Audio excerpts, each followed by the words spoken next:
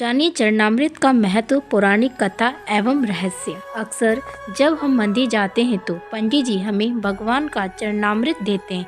क्या कभी हमने ये जानने की कोशिश की है कि चरणामृत का क्या महत्व है? शास्त्रों में कहा गया है कि अकाल मृत्युहरम सर्वव्याधि विनाशनम विष्णु पादोदकम पित्वा पुनर्जन्म न विदते, अर्थात भगवान विष्णु के चरण का अमृत रूपी जल समस्त पाप व्याधियों का शमन करने वाला है तथा औषधि के समान है। जो चरणामृत पीता है उसका पुनर्जन्म नहीं होता। जल तब तक जल ही रहता है जब तक भगवान के चरणों से नहीं लगता।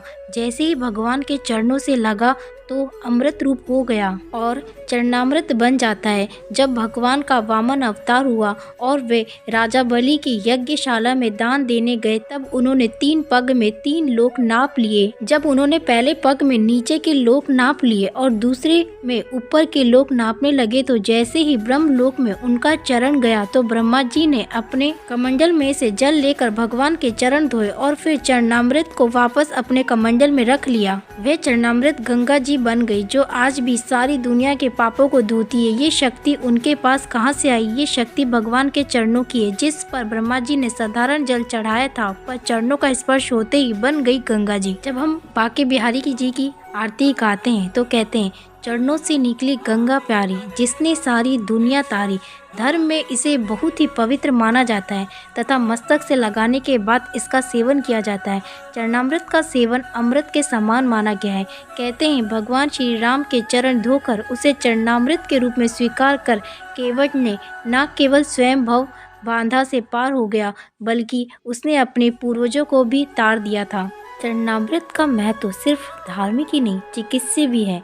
चरणामृत का जल हमेशा तांबे के पात्र में रखा जाता है। आयुर्वेदिक मतानुसार तांबे के पात्र में अनेक रोगों को नष्ट करने की शक्ति होती है, जो उसमें रखे जल में आ जाती है। उस जल का सेवन करने से शरीर में रोगों से लड़ने की क्षमता पैदा हो जाती है तथा रोग नहीं होते हैं। इसमें तुलसी के पत्ते डालने की परंपरा भी है, जिससे इस जल की रोग नाशक क्षमता और भी बढ़ जाती है। तुलसी के पत्ते पर जल इतने परिमाण में होना चाहिए कि सरसों का दाना उसमें डूब जाए। ऐसा माना जाता है कि तुलसी चरणामृत लेने से मेधा, बुद्धि, स्मरण शक्ति को बढ़ाता है।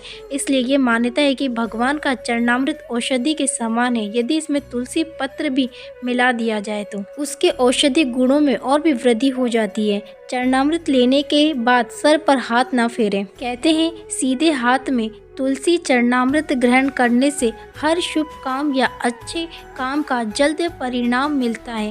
कहते हैं सीधे हाथ में तुलसी चरणामृत ग्रहण से हर शुभ काम या अच्छे काम का जल्द परिणाम मिलता है। इसलिए चरणामृत हमेशा सीधे हाथ से लेना चाहिए। लेकिन चरणामृत लेने के बाद अधिकतर लोगों की आदत होती है कि वे अपना हाथ सिर पर फेरते हैं। चरणामृत लेने के बाद सिर पर हाथ रखना सही है या नहीं, ये बहुत ही कम लोग जानते हैं। दरअसल शास्त्रों के अनुसार चरणामृत लेकर सिर पर हाथ रखना अच्छा नहीं माना जाता है। कहते हैं इससे विचारों में सकारात्मकता नहीं बल्कि नकारात्मकता बढ़ती है। इसलिए चरणामृत लेकर कभी भी सिर पर हाथ नहीं फेरना चाहिए। दोस्तों, आपको ये कहानी कैसी लगी? कृपया कमेंट करके जरूर बताएं और ऐसी ही और भी बहुत सारी कहानियों को सुनने के लिए चैनल को सब्सक्राइब जरूर करें। धन्यवाद।